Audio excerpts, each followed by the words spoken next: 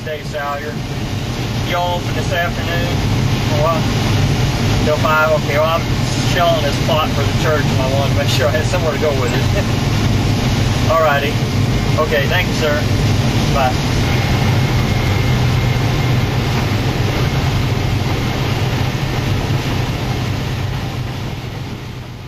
Food Resource Bank is a Christian response to world hunger. It's modeled after a program in Canada that was started in the early 1970s by 6 Mennonite farmers. Surrounded by abundance, surrounded by low prices, heard at that time there were over 925 million hungry people and said, we're going to do something. So they carved out a section of their land, they dedicated it to the Lord, and they grew a crop, wheat or barley. Some of it they moved to a port city, others they monetized, and then they made that money available to feed hungry people around the world. Well, the denomination saw it work so well in Canada, the question became, why don't we try to do that here in the United States? And that's basically what we're about. Let me describe to you maybe what Food Resource Bank is not. We are not emergency, we're not disaster. We're not interested in shipping container after container or box after box of food. Our niche is basically to help people know the dignity and pride of feeding themselves. So it's food security programs, sustainable agriculture programs that involve seed, tools, fertilizer, composting, drip irrigation, water conservation, animals, whatever we can do to get people back on the road to self-sufficiency of feeding their own families and then having enough to sell so that they can generate cash for their families. We do it in a community action program that gets involved a lot of people in a community. It starts with land, and we get the annual use of a piece of land from a lot of sources. We engage farmers to farm it. So farmers are donating their equipment and they're donating their time, and we can cover their out-of-the-pocket cost. We go to agriculture business, and we ask for good prices.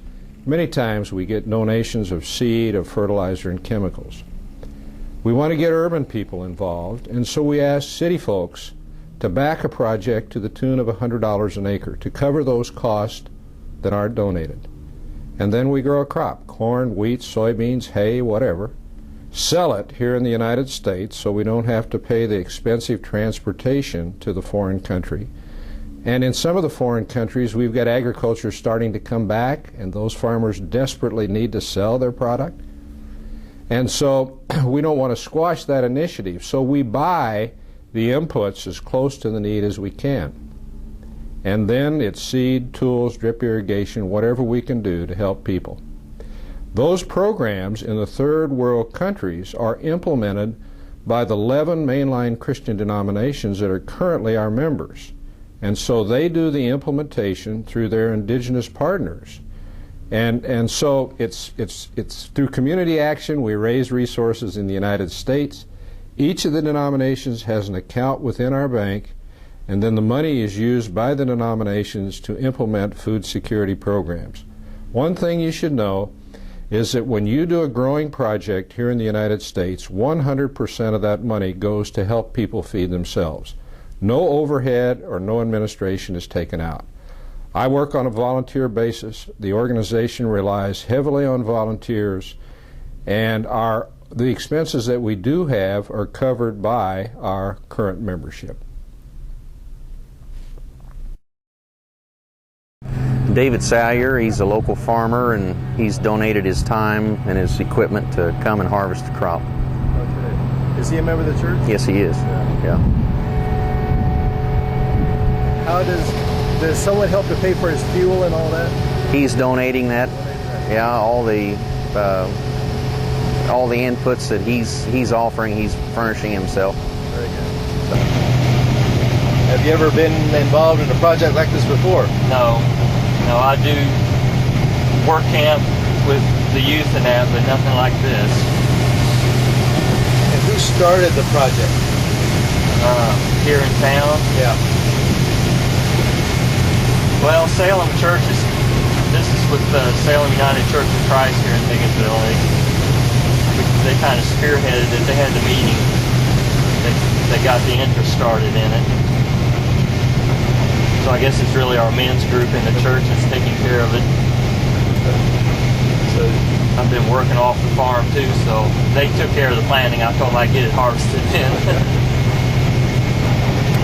so the money for the seed and fertilizer? Everything was donated. So the money that people had donated for that, cash-wise, we get to send in too. Oh, that's great. Amounts that much, and I just ran out of rows. I was trying to figure out how you had this planted. Things that have come out of it already. Well, two things quickly. First of all, it has brought the men together for fellowship.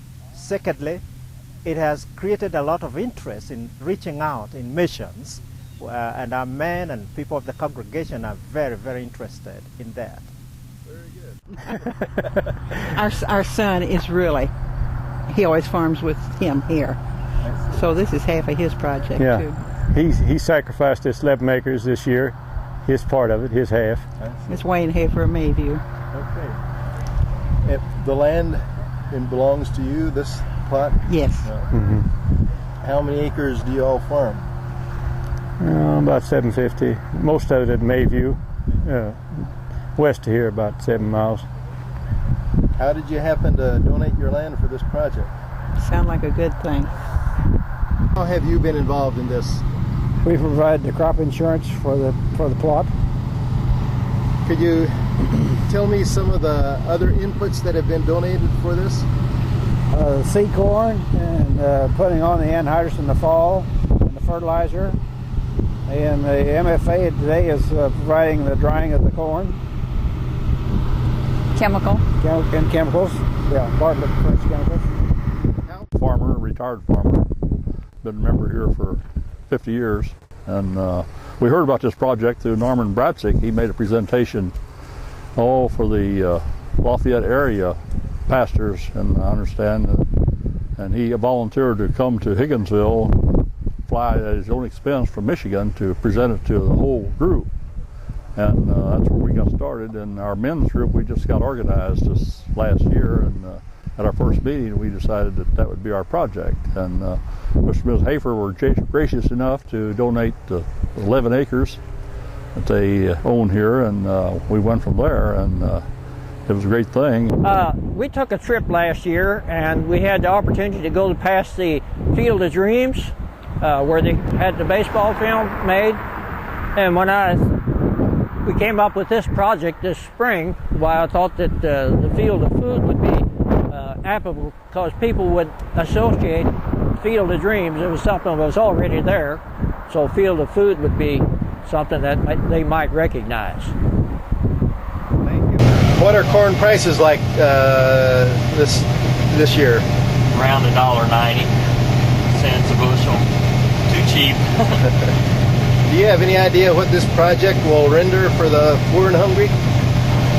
I really don't. Since everything was donated, if it's hopefully it'll be 170 bushel corn, 160, $2, it'd be around 300 an acre, and there's 10 acres here, so 3,000, 3,500 is what we're hoping we'll net. And we had some cash donations, and whatever that's over what our costs were, why that'll go forward too.